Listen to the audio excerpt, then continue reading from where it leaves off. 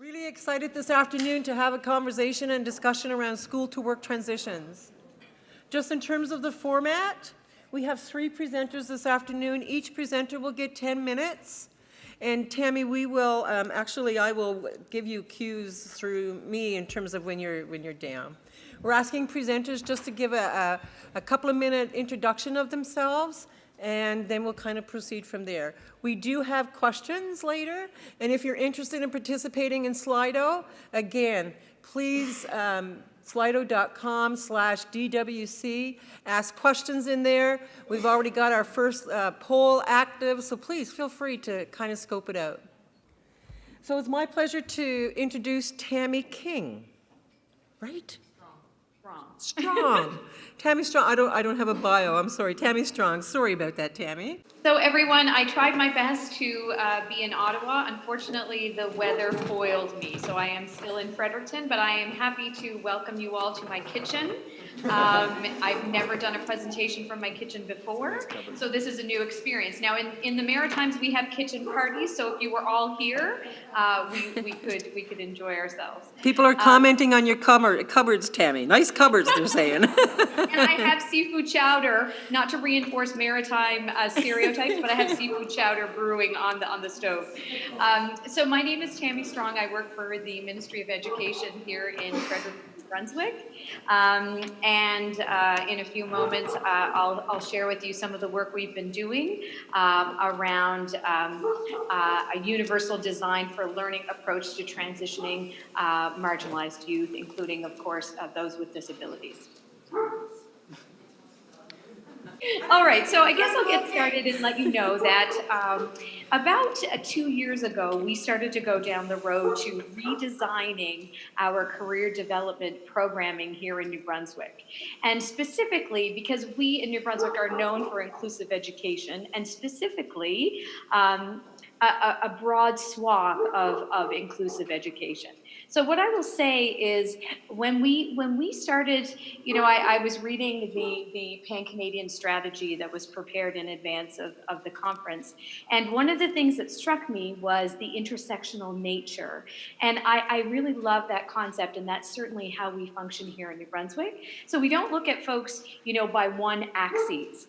So folks with disabilities, folks who are members of the LGBTQ I2S community, folks who are newcomers, folks who are Indigenous, and of course you could be all of those things all at once. And so we really built our programming thinking about the intersectional nature of our students, our children and students. We based our program structure on the Universal Design for Learning format, which I'm sure many of you are very familiar with the UDL format, but if you are not, it's based on an architectural concept that was developed by Ronald Mace. And Ronald Mace was an interesting fellow because he looked at structures and buildings and thought, how can we open this up for everyone to take advantage, not just folks without disabilities? And that is precisely exactly the way we wanted to develop our transition programs. We never wanted to build a structure and then say, oh, now we need a ramp for this particular group or that particular group. And specifically, here in New Brunswick, we have a higher rate of disability than anywhere else in Canada. So it was exceedingly important to us that we were not going to build a structure that would exclude our students with disabilities. One of the taglines for Universal Design for Learning is, what's essential for some is good for all. So I'll just draw your attention to things like when you go to the grocery store and the doors open automatically, you know, essential for some folks who may have some mobility concerns, but also really great if you're pushing a stroller or carrying groceries or holding the hands of children. Those are all really a good thing. And similarly, if you think about things like subtitles when you're watching television, absolutely essential for folks who are deaf or hard of hearing, but also great if you're an insomniac and your partner is sleeping soundly, or you're running on the treadmill and you can't hear what's happening. So this idea of essential for some and good for all is really important to us here in New Brunswick. So again, we built our programming thinking about a wide swath of learners, and we used the basic cognitive neuroscience. And what I mean by that is that we provide very rich supports. We also reduce as many barriers as we can. And then the third thing I think that's really key is that we ensure that our standards remain very high. None of this will work if we say, well, that's good enough. That is good enough. That it's never good enough. We have to maintain very high standards. So the first thing we did, we hired 2 individuals to begin work, 2 extraordinary folks, and we looked at the literature. We wanted to know what does the research say is best. And so we looked at things like social emotional learning. And social emotional learning is just really what we used to refer to as soft skills. All of those things like being able to build really strong relationships, being able to engage in good decision making, social awareness, self-awareness, self-management, all of those things that had really started, at least in our province, to fall by the wayside. We ensured that those were put back front and center, because those are skills that folks need, whether you're in the world of work, whether you're engaging in post-secondary, any of those things on your way to transitioning. The second thing that we recognized was the piece around experiential learning. If you look to Finland, and in education we always look to Finland because they're amazing, one of the things that they started to do was in the middle school, starting in the 6th grade, they started to, here in Canada, we wait till the 9th grade, and then we do take our kids to work, and maybe if you're lucky, you do a co-op, but not all students do that. And so we have started beginning this year, it will begin in February, all of our middle schools will begin engaging in experiential workplace opportunities. And that's really important on a number of levels. First of all, students get out and get to determine, do I like this? Do I not like this? Does this put my skills to work? Does it not? Does it make my heart sing? Does it not? That's important. But equally important, it was really funny because as I was reading your report, I was like, yes, because you folks were talking about in your Pan-Canadian strategy, you were talking about this idea of employers becoming disability confident. And that strikes me as being really important. So having students with disabilities in your workplace who can perform really well and be really impressive, those are ways that you can make your workplace not only disability confident but inclusive. So we're excited about that, especially because CERIC has just released a study last week, and when they looked at all of the marginalized groups of folks in terms of in the workplace, who was most marginalized, and it was really clear it was folks with disabilities. And what they said was they were discriminated against at a rate of 41%, which was higher than newcomers, Indigenous, LGBTQ, women, and so on and so forth. So imagine being an intersectional person and having a number of those things. That was really important. Tammy, you have 2 minutes. Okay, great. I just want to also mention that we're really working hard on labor market information as well. We've partnered with our Department of Post-Secondary Education, Training and Labor. And what we found is that the folks who work at the Department of Post-Sec, like the economists and so on, they understand that whole piece around the economy. And here in New Brunswick, we are in an interesting place because we've got a lot of outward migration of young people, and so much so, and we've got an elderly population. So what we have decided, we know that teachers are huge career influencers, and what we needed was this information about the fact that there are so many opportunities here in New Brunswick. We needed students not to be leaving. We need them to stay because we're going to have about 110,000 jobs open up due to retirement and attrition in the next 5 years. And that's significant. And even with the Atlantic immigration pilot, we will not be able to bring all of these people in. So we have partnered with the Department of Post-Secondary Education, Training, and Labor, and of course they're coming in to give presentations to our students, but more importantly, our career influencers, our teachers, are learning this information, and we're also providing information to our #1 career influencer, which is the family. So I'll leave it there. I have about a zillion more things I can tell you, but I'll wait for you to ask me questions. Okay, great. Thanks so much, Tammy. Well, hello. Thanks for having me. This is great. Tammy, I love the focus on universal design. I'll be touching on that a lot for higher education. So I'll speak from the perspective of higher education. I work at Carleton University. My background is all about higher education. Where do I start? I am director of what's called the READ Initiative, Research, Education, Accessibility, and Design at Carleton University. So I'll give a little bit of a background about READ and then speak to a very specific project on employability of post-secondary students with disabilities. In terms of my professional training, it's in educational psychology, specifically focusing on accessibility in higher education learning environments, including universal design, absolutely. I also have some practice on the side in psychoeducational assessments and particularly, my interest is in non-visible disabilities, mental health, learning disabilities, and so on. Again, in the context of higher education. So in higher education, we tend to operate in silos. I know that many of you can relate to that kind of a system wherever you are.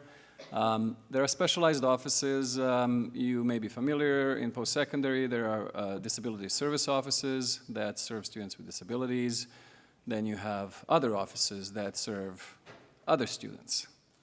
You have career service offices that traditionally serve the quote-unquote the general population, the traditional student, and so on. Over the years, we have realized that that does not work for accessibility to move things forward. I spent many years in disability services, which tend to focus on the bottom line, accommodations, and so on. But we saw many systemic issues in terms of accessibility when it comes to the design of learning environments in higher education. We also saw the need to engage stakeholders outside of our higher education silo. And this is why we set up READ, Research, Education, Accessibility, and Design, to essentially elevate accessibility beyond and across, beyond silos and across disciplines, across sectors, and so on. It's been going really well, and I'll tell you a little bit later. I hope I will have a chance to talk about the Canadian Accessibility Network as well. So one of the issues, there are so many issues, obviously we can touch on, obviously is the employment of persons with disabilities, and in our context, post-secondary students with disabilities. If you're familiar with the Stats Canada surveys, you know that post-secondary students do have a bit of a higher rate of employment compared to those without university or college degrees, but there's still a gap. There's still a gap between your university graduate who has a disability and the university graduate who does not have a disability. So we finally, when we had this initiative that could actually ask these questions and not be just wrapped up in the daily business, we asked why.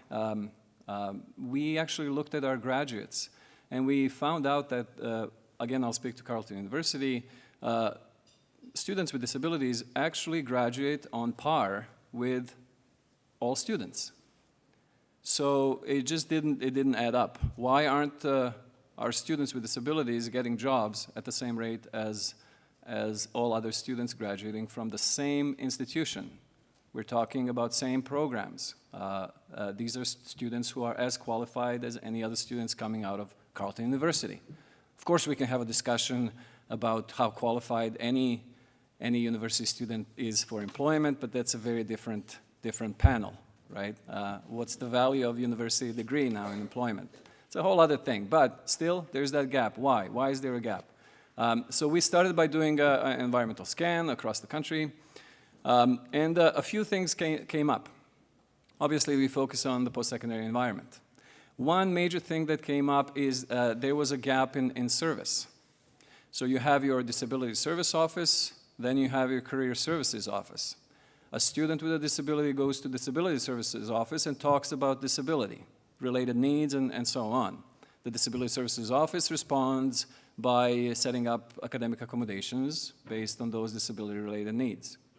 The same student goes to career services, and they talk about resume and all that stuff. But if the student brings up an issue of self-disclosure in the workplace, they say go to the disability services office. They go to the disability services office. They can talk about self-disclosure, self-advocacy in the context of higher education. As soon as the student talks about what about at a job interview, go to the career services office. They go there, they say go back to disability services office. Eventually the student just gives up because students are very, very busy people. So they fall through the cracks, and there was definitely a gap in services and service delivery. That was one thing we identified. The other thing was outside of university environment. And these are the kind of things you are probably more familiar with in terms of employers and employer readiness to give jobs to graduates with disabilities coming out of universities. There are certain things that we from higher education feel we can actually contribute to that conversation that goes beyond the business case and all that stuff, because these are students that we work with for 4, 5, 6 years. So we have a lot of experience in terms of how best to help these students realize their true potential. This is why we set up what ended up being called the David C. Only initiative. David Only, a patron of READ and a big champion for employment of persons with disabilities. That's how it started with an idea. And we set up this 2-year initiative. We are now this is our 2nd year, coming to the end in May next year. What we will come out of this initiative with will be a model.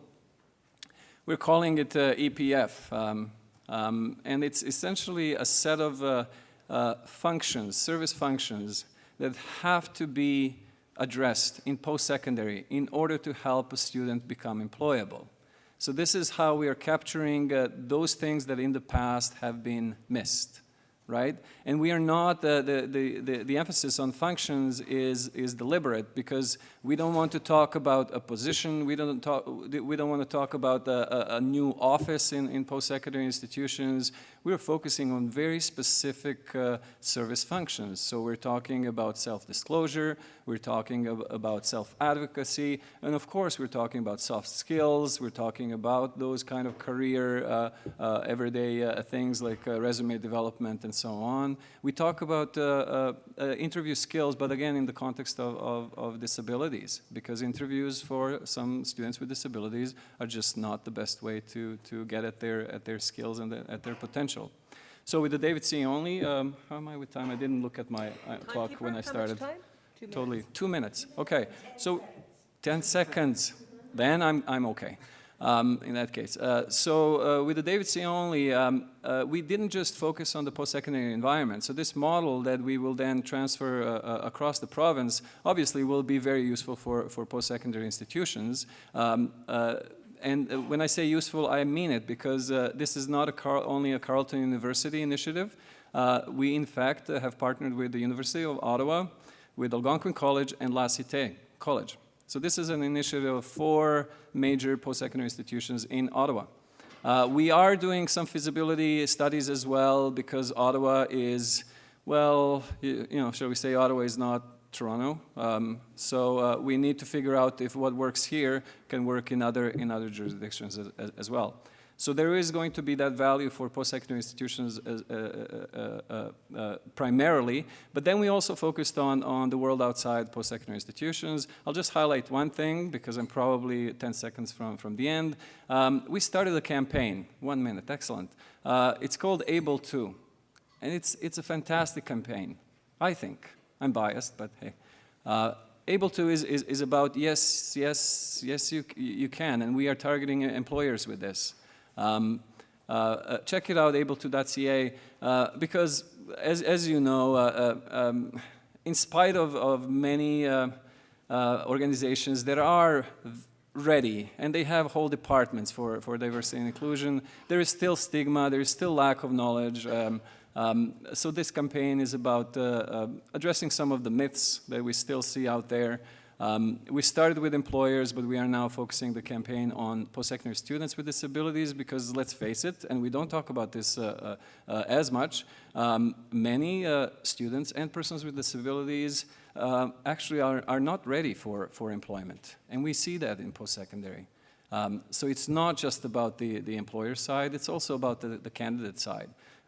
So with the whole focus on student services, we are really emphasizing the importance of developing employability skills of post-secondary students with disabilities. Thank you. Great. Thanks so much, Boris. I'd like to introduce you to Arif. Go ahead. Hi, everyone. My name is Arif Jetha, and I'm a scientist at the Institute for Work and Health and an assistant professor at the School of Public Health at the University of Toronto. So I do a lot of research on the school-to-work transition, especially with regards to people living with episodic and invisible health conditions. And so my role on this research is to, on this panel, is to look at how the school-to-work transition is experienced at more of a macro level. So my goal is to provide some evidence and some research to help supplement the previous two presentations. So I'm going to focus on kind of two key points. The first is the state of the evidence, and the second is the school-to-work transition within the future of work. So let's just backtrack based on some of the research that was, or some of the discussions that were just had. The first was that the school-to-work transition, as we know, is a complex period, and I think what's important here is that it borders on educational, workplace, health, as well as personal domains of life.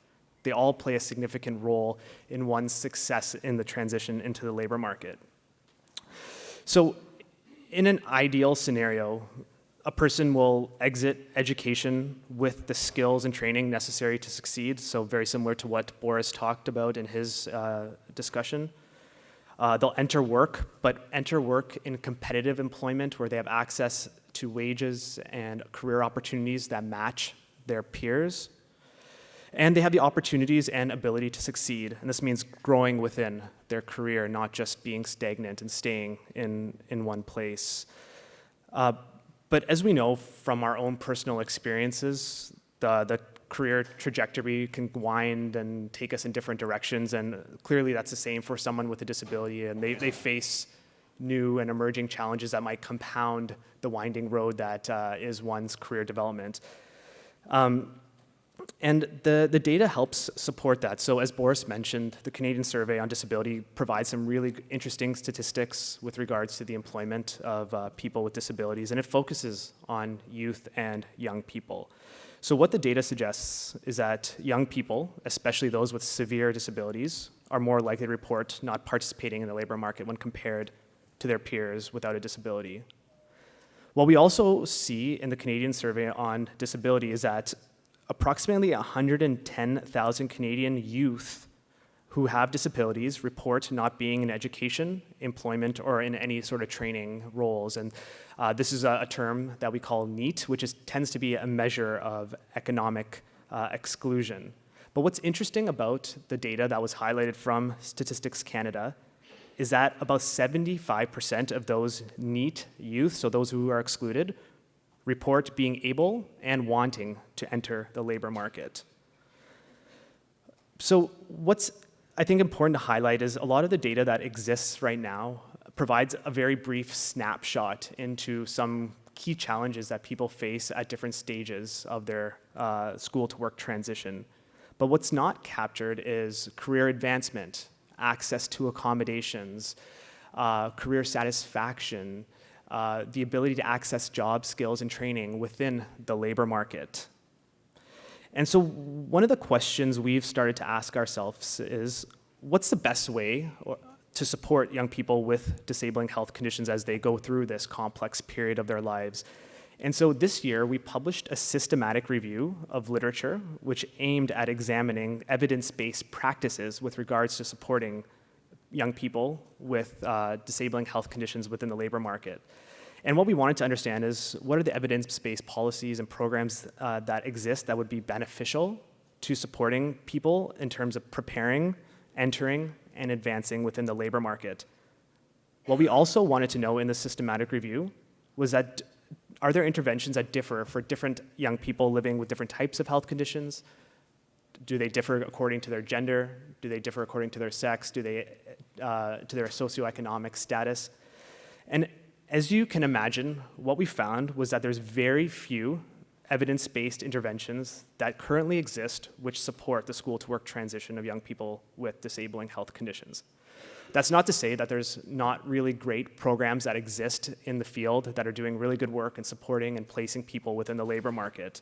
But in terms of evidence-based practice, there's not much there. What we did identify was that the interventions that were most effective were supported employment interventions, so those that provide placement, coaching, and training.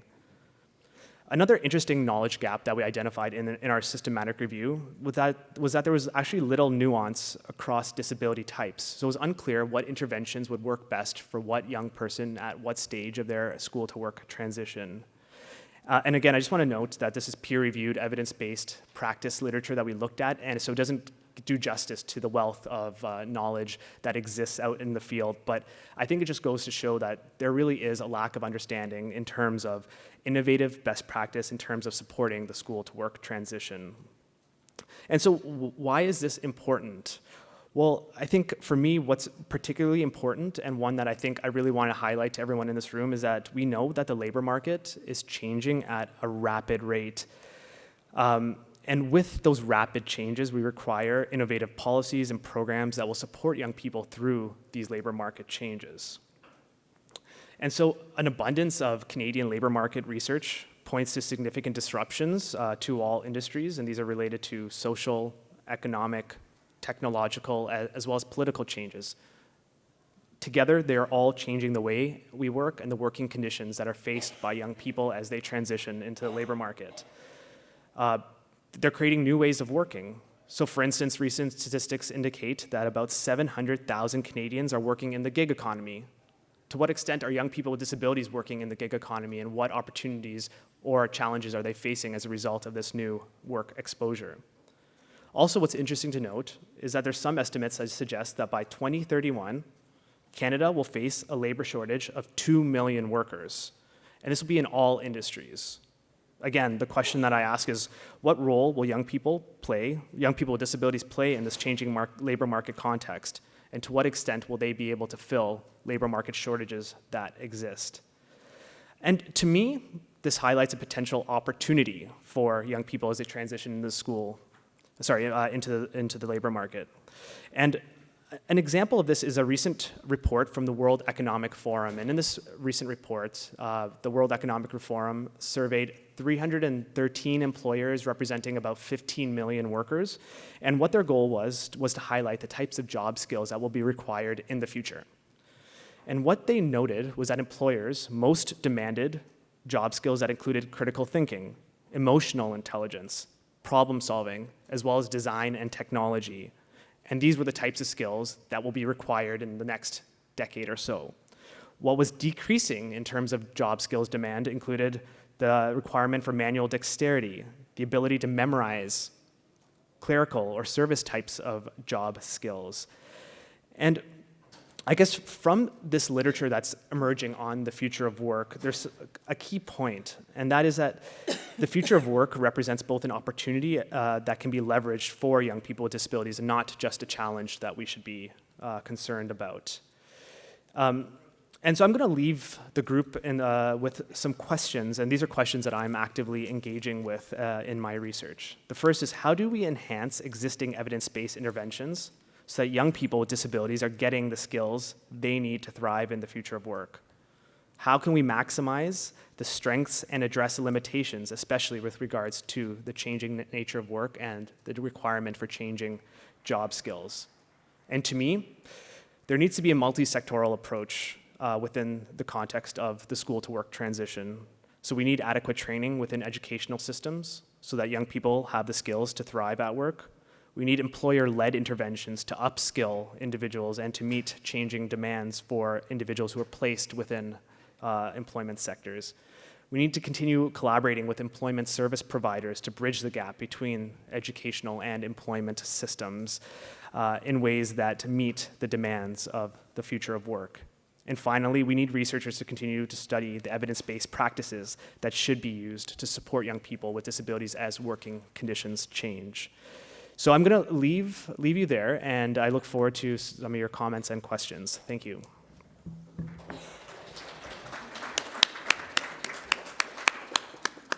Thanks so much, Arif.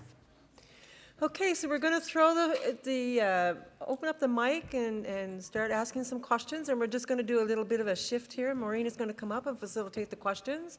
Would encourage you to use Slido. We've already got 4 responses coming in on our poll question that Maureen will help facilitate, and also encourage you to ask questions through there as well.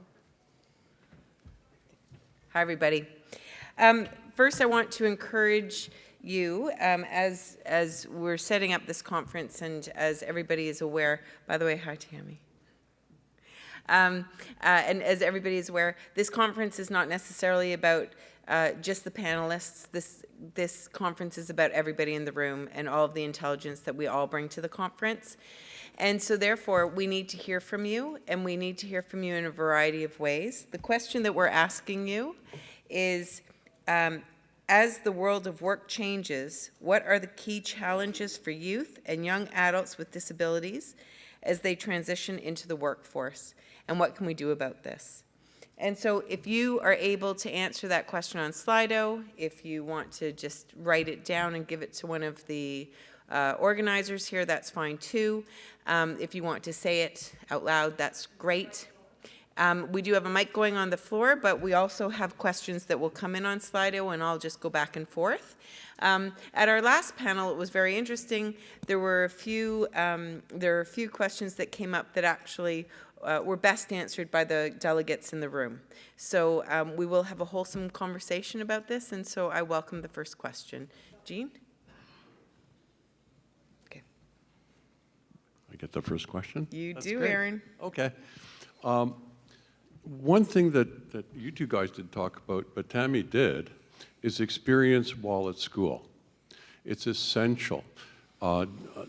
Research that I did years and years ago talked about the huge difference in terms of transitioning to work from school for kids who had job-related experiences from those who don't.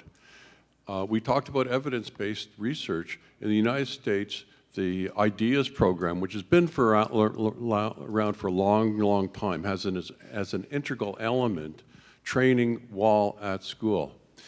One of the areas that's been really deficient, and I know personally because I tried to get kids out of the co-op programs into my work, and I could never find a person with disability because they'd never send anybody.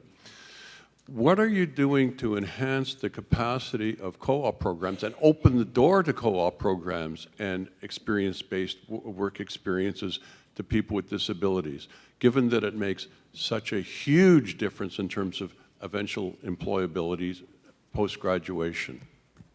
Thank you. Great question. Yeah? Yeah. Can I go? Oh, that's an excellent question. So part of the DWC Only initiative, the framework, we're calling it Pathways to Employment. The pathways being part-time work, being summer employment, being volunteerism, being co-op, being internships, being all those kind of things. Absolutely, it's key to our model. And we have seen a lot of success at Carleton. We actually established a position, which I don't think it's a common position in career services, that is dedicated to especially this kind of thing. We're calling it Act to Employ. So what this is about, we are helping employers bring students into employment settings. It's a bit of a subsidized approach, which we know is not the best way to go about it, but it's been working well for some students to get that experience and go into maybe the kind of employment settings that wouldn't be open through different other pathways like co-op and so on. To your question, though, what's really, to me, sticks out in your question is the capacity of the services like co-op to actually get students with disabilities into co-op. There are many different factors that we have identified as barriers. For example, co-op offices, you will find many will have this requirement that you're a full-time student in order to access co-op, right? Now that's a problem for many students with disabilities because they cannot maintain a full-time course load. So we have to go through this pretty specialized process where there has to be almost this permission-based kind of thing where we have to justify and co-op has to bend the rules and get the student in. It shouldn't work like that, right? That doesn't make sense. The other issue is, I'll flip it over to the student side as well. Students may gain access to co-op and start that, but have a really hard time because they are lacking some of the skills that are required to be successful in these placements. And when you connect that with the issues that employers have on their side in terms of translating the accommodations that the student is supported by in the higher education setting into the employment setting while they are students at the same time, a lot of mix-up happens there and a lot of things are missed. Our co-op offices are not, historically have been equipped to train employers to support accommodation of students with disabilities, to even understand in the context of a workplace what that means. The co-op systems are not designed to promote employability or co-op experiences for students with disabilities. We're talking systems, we're talking processes, right? I mean, from when you set up the way to apply to a position, or if you're considering how a student with a disability may navigate a program, a specific program. If you, for example, limit the co-op opportunity only to a certain year in the program, the student with a disability may actually have difficulties getting there on time, if you will. I've spoken to students who will not choose the co-op option if that's optional because it forces a very rigid structure on how they can proceed through their post-secondary studies. So there's quite a few issues that we are very mindful of and putting a lot of emphasis on work-integrated learning and that side of things. Absolutely. Good question. Thank you. I was just going to make a comment about some of the responses that are coming into the question on the poll. Sure. Because you can't see those, you can just see the questions. So one of them was, whether you have a disability or not, the number one thing that makes you successful at a job is the coworkers. They can make or break you. What is being done to educate coworkers? So that's a great question.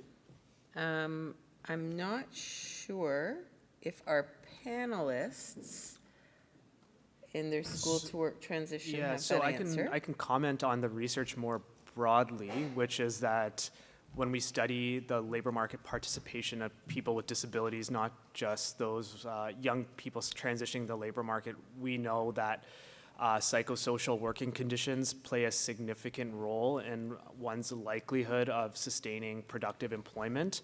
It could also be a source of support, both tangible, being able to access accommodations, adjustments at work, as well as it can be a source of emotional support. And what we've seen, especially in the return to work research, which we can now apply maybe to this area of literature, is that oftentimes when coworkers hold negative attitudes towards employees who are returning to work, those workers are less likely to report sustained return to work. And I suspect we could probably bring that data and conduct a study, and we would find similar things with a school-to-work transition. If someone's starting their first job and their coworkers are treating them poorly and they don't they don't support them in the way that a young person might require, that would probably have a significant impact on their transitional work experiences. So that's great to know. Thank you. I will say that one of the things we get asked this question, I'm going to jump in, if you don't mind, because we do get this question asked of us at CCRW quite often by employers and businesses saying, how do I support coworkers, especially when we hire people with invisible disabilities, and the disabilities are not disclosed, because it can definitely look like a performance issue or a favoritism issue, right? That all of a sudden this worker doesn't come in Monday mornings, never's there on time. And so the other workers have to pick up the slack, and then there's some real discord between in the staff, in the team. And so we challenge the employers to take it back a few steps, and the businesses to take it back a few steps and create that disability confident setting in that workplace first, by saying that we accommodate all of our workers, not necessarily just because they have a disability, but we accommodate our workers. We value our staff, and if that statement goes out right at the beginning, that we value our staff right at the beginning by the businesses, then the coworkers, that takes away the distrust of the reason for the accommodation or the adjustment that's being made at the workplace, because the workers then realize that, sure, maybe Joe doesn't come in every Monday morning, but I also can go and watch my kids' baseball game on Wednesday afternoons. So that's quite often how we have approached that situation as well. I have a question on Slido, because it's so exciting.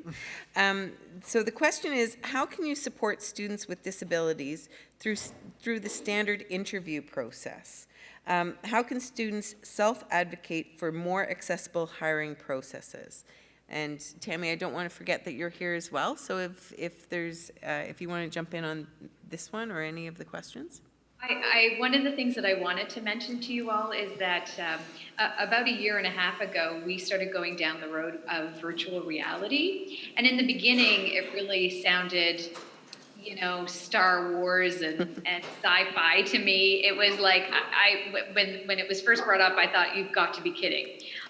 But what we have been able to do is to allow folks both the interview, so we've used virtual reality to do interviews and give feedback. We've used it to allow, so New Brunswick is primarily rural, and so we've been able to use it in ways that, if the experience is not readily available in your community, then you can still experience it. And the applications around folks with disabilities have also been amazing. So, again, I would not have said this to you a year and a half ago. I would have thought that it might be a little strange, but we have had incredible experiences with virtual reality, and also taping things and then being able to play them back and saying, okay, so let's take this apart and talk about how this could have gone better or whatever. So yeah, I think that that's a huge area that we can really expand on, and that can be very helpful. Thank you. Thank you. Any other comments? Yeah? No. Okay, good. Oh, another comment, and then we have a question from the floor. Go ahead. Okay, I'm just mindful of the nuance in this question about what can students do in terms of I guess self-advocacy and so on. One other thing that we have learned in post-secondary environment is that it really is about this developmental process. A first-year student is in a very different place than a fourth-year student in terms of their employability. What's nice about this question, so a student being competent in navigating these hiring practices, whatever we do developmentally throughout post-secondary is going to benefit this student in many different ways, including academic success. We're talking about self-insight, knowing oneself, and we're talking about communication skills in terms of self-advocacy and so on.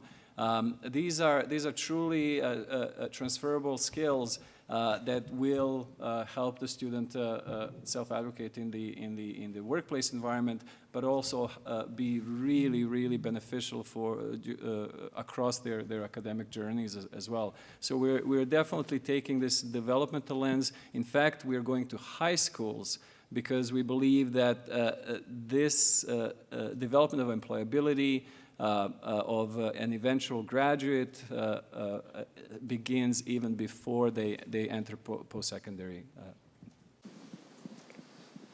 Can I jump in? There's one other thing. I agree that self-advocacy is huge. And one of the things that we have experienced is allowing students while they're in high school to to have a post-secondary experience. And what we've been able to see, whether we facilitated things like dual credits at a local community college or at a local university, those types of things, those types of experiences, we go into it saying, absolutely, you're going to have to advocate for yourself. And we talk about human rights and what are your rights and what can you expect and what can you advocate for. And I believe absolutely that teaching the skill of self-advocacy is key in today's world. Thank you. Before we turn the question over to the floor, we have a second question up on the Slido because our ballroom rocks. And that is, what are the ways in which educational institutions and service providers can develop the skills that young adults will require to obtain competitive and sustained employment? So again, if you want to answer those on your Slido or write them down and hand them out to us while you're thinking about that, that would be great. And we'll turn it over to Carl for his question from the floor. So thank you for your presentation. Couple of questions. You mentioned on the post-secondary students, the gap between those with disabilities and those with non-disabilities. We're about half, about even, and gaining gainful employment. You'd mentioned that. And I was just wondering if you had if you had looked at what some of the reasons were, because we find that my own personal view is that there's fear of the stigma that's attached to that. That plays, what we find, is a huge role. And the study for the Institute for Work and Health, is that based on the Ontario, because I deal with a lot of the workers' compensation issues, the work transition programs that they have.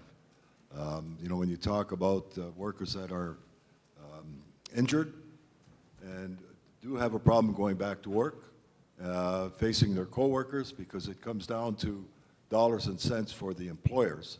Because if the worker is off work, they have to replace that worker or assign those duties to someone else. That we see as a huge problem in terms of getting people with disabilities back into the workforce. Thank you. So it's kind of a multi-layered question there, and I think that you both know, I'm not too sure that there was a question necessarily for Tammy, but Boris, do you want to take the first part? Sure. That's a big question, and I'm just focusing on your question. What are the reasons for this gap? So for us, the reasons, there's a set of reasons on the post-secondary side of things. There's a set of reasons on the employer sector side of things. On the post-secondary, I've already touched on some of those, so I just don't want to monopolize time here. We do have to help students build those employability skills, which, as I said, is really a developmental journey of sorts. On the employer side, you bring up stigma. You mentioned it as a stigma that's experienced by the person with a disability, I assume. There's the other side, obviously, and in terms of the employers and so on.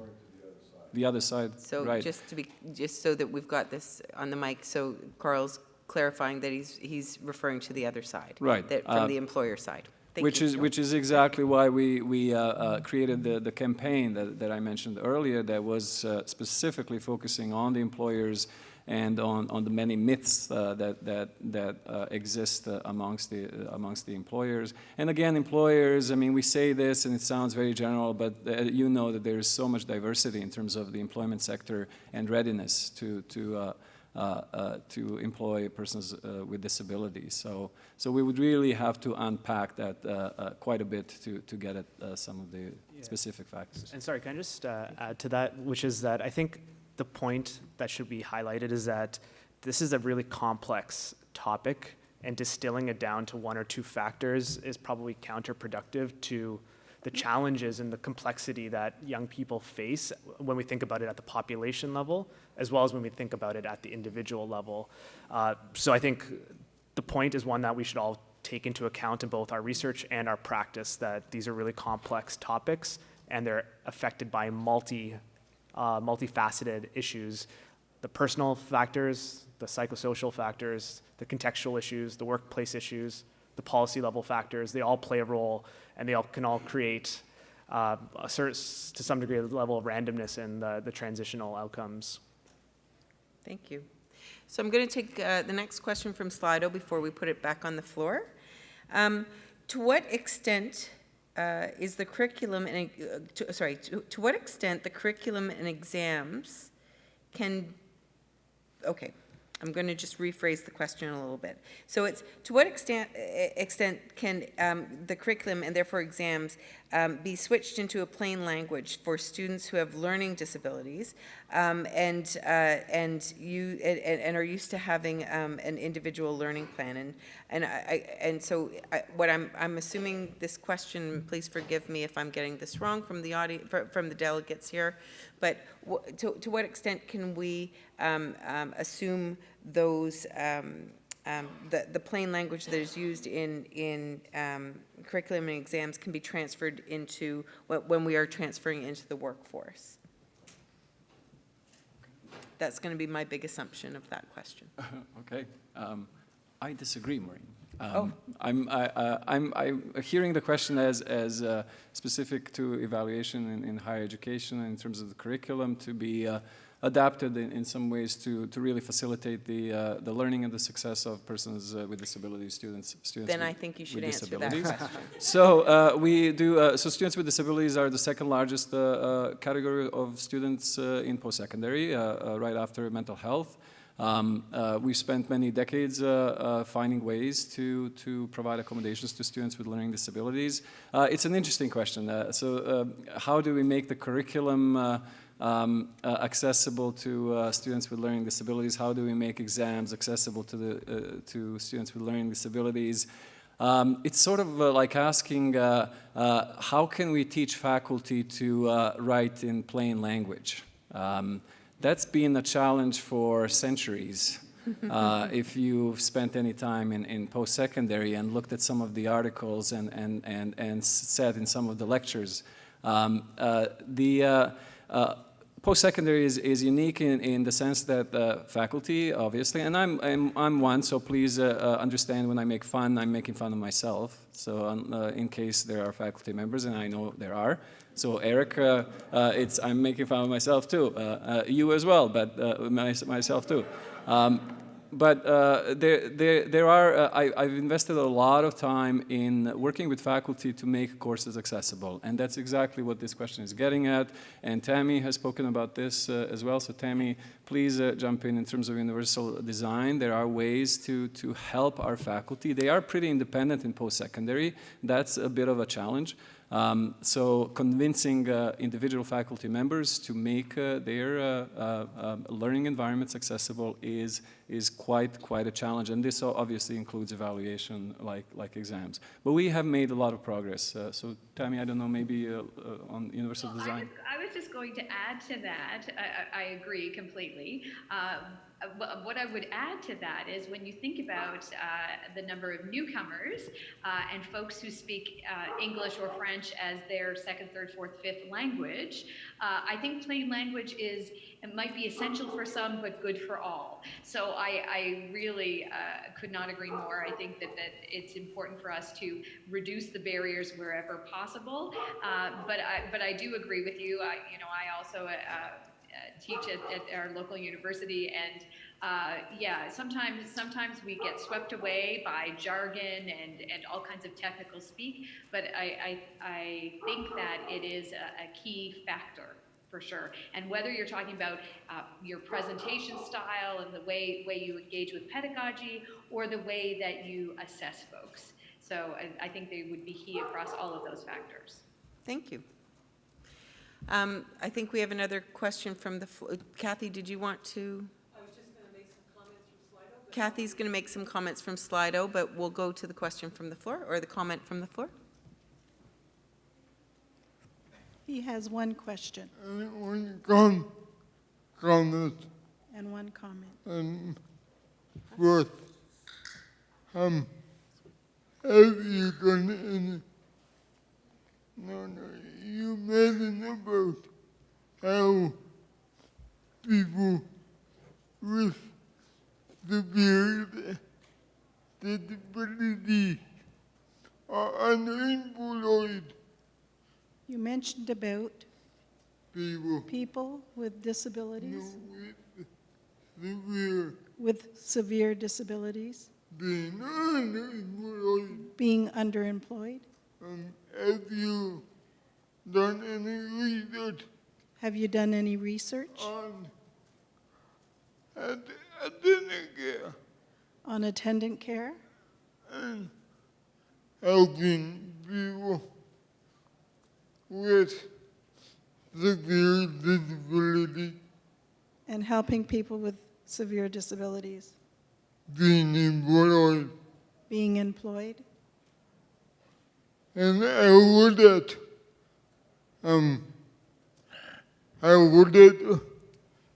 work And how would that work? based on the economy? How would that economic impact? How would that have an economic impact? Did you want to say your comment as well at this point, or would you like your question answered first? Hi. And my comment would be, have you ever thought about having more people with disabilities work from home?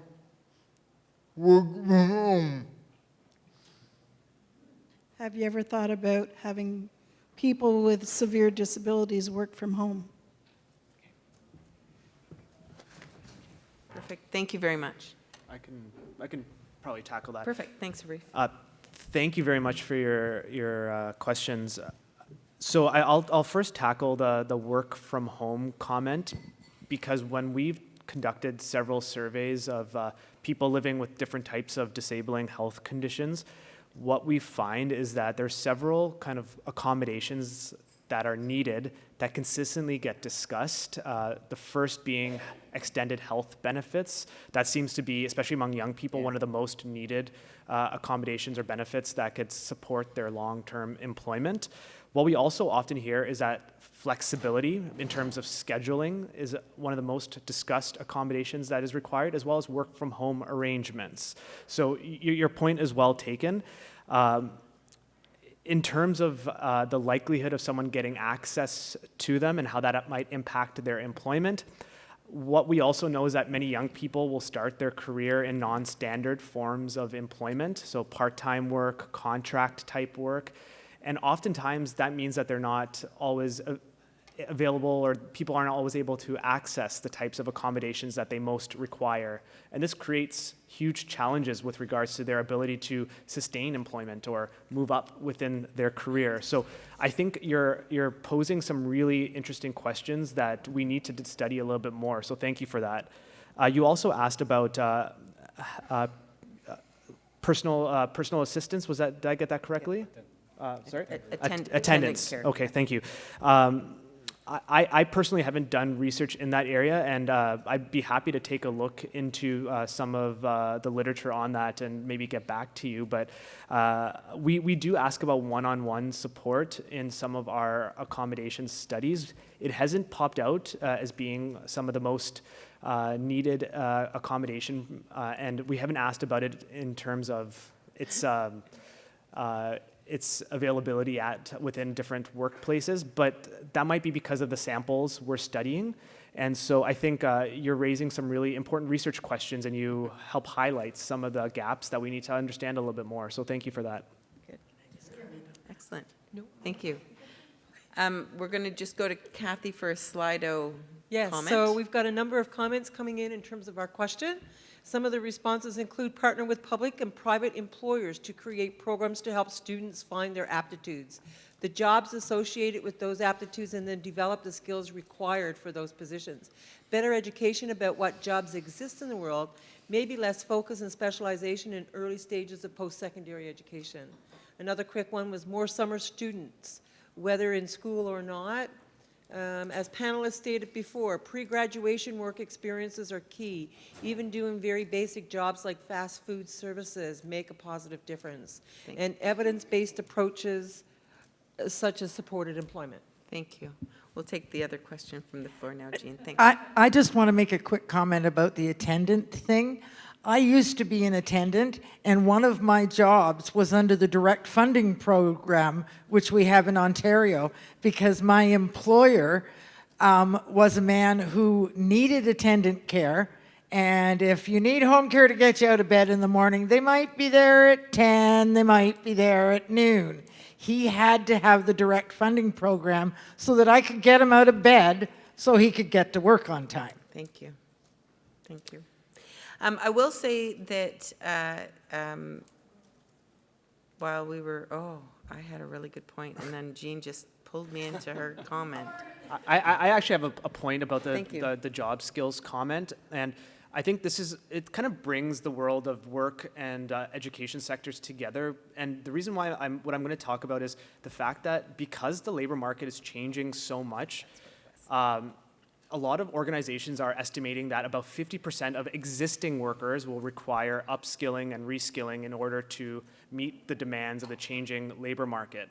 So if current employees are requiring training, we also need to adapt the educational training that's provided as well. And the two have to occur in concert, and they have to be adaptable to the continued changes that will occur as new and emerging trends change the way that we work. And so I think it's important to highlight these are really dynamic questions that we need to consider, we need to continue to think about as new changes pop up in our labor market.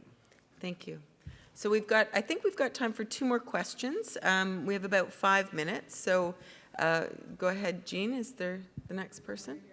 Hi. Can you introduce yourself as well? Hi, my name is Melanie. I work at Public Services and Procurement Canada.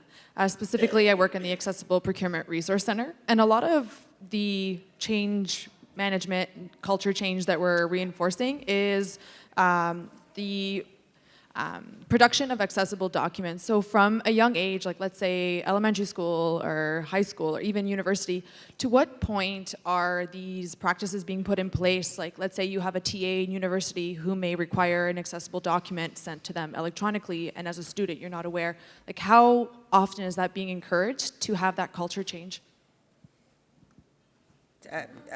Tammy? Starting in high school. Yeah. So I can speak to some of the things that we're up to. So, for example, as it pertains to academics or to transition, whenever we are putting out requests for proposals for say, for example, in our case, we use My Blueprint as a transition document that students start to use in grade 6. We're really clear from the moment we send out the request for proposals that all of the accommodations, all of the particulars have to be met.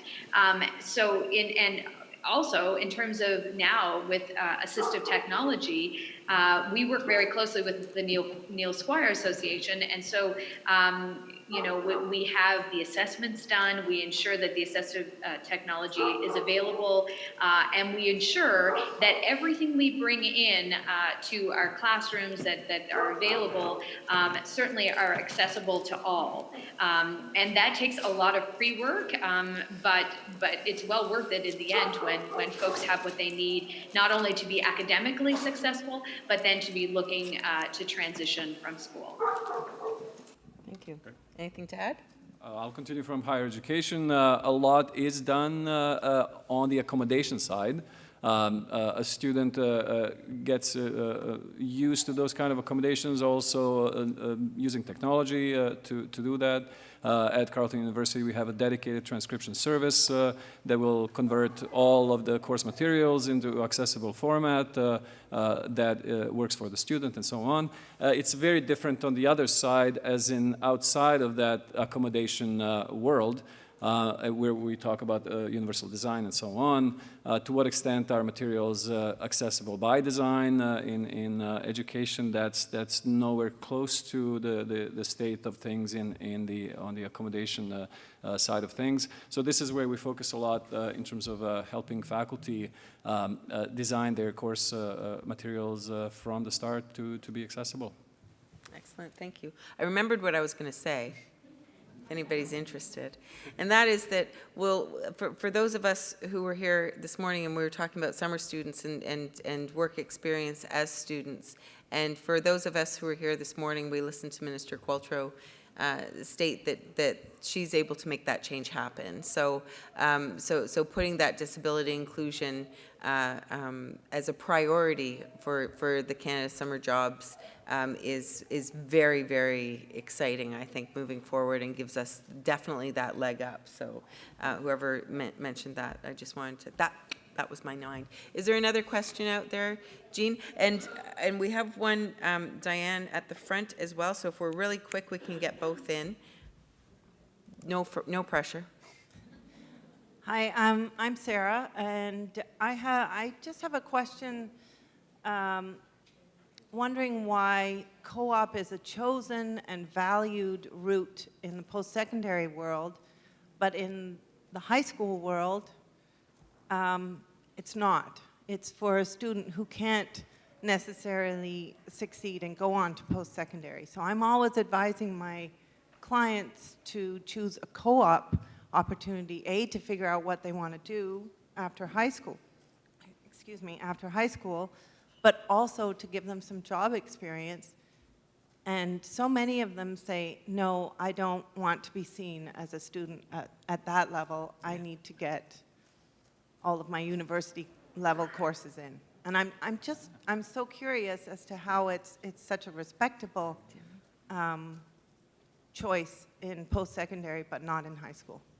Tammy, do you want to take that? That's such a great question, and we are working hard to really change that entire ideology because all of the research indicates that this every student requires experiential learning, and with us moving it back to middle school and starting in grade 6, we hope to build the idea that this is an opportunity for everyone, not an opportunity for those who in some way are considered to be less than academic. It is valuable across the board, and as we see more and more post-secondary institutions using it, I'm also hopeful that that will change the mentality. Thank you. So we have literally 30 seconds, Diane. Thank you. So I'll make it a statement instead of a question. Oh, good. To make it faster. Given that parents are the first influencers in their children's lives, I want to know what tools we have developed or can develop, or should we think about developing, to help parents learn when it's good to be supportive and how to be supportive, and then also how do they get out of the way and let their children succeed, but also fail? Because if they don't have both of those experiences, how in God's name are they going to survive in employment? So that's the philosophical point that we're going to leave with for today. Don't fight it. But I just we're going to break. We're going to have a break now. But first, I wanted just to thank so much the panelists for your thoughtful leading into the questions and into the answers, and filling up some of that gap of knowledge that we needed to have filled. And so thank you so much. And Tammy, thank you for your efforts. She was texting me yesterday, I can't get on the plane. So I know that I'm glad that it worked out, and it was wonderful to meet you virtually. And thank you. I think we have a lot to learn from New Brunswick. I often say that New Brunswick is. Thank you for zooming me in. I really appreciate it. Yeah, so thank you, and thank you to all of you. We are having a break now for 15 minutes, so please come back in 15 minutes. Thank you so much. Thank you.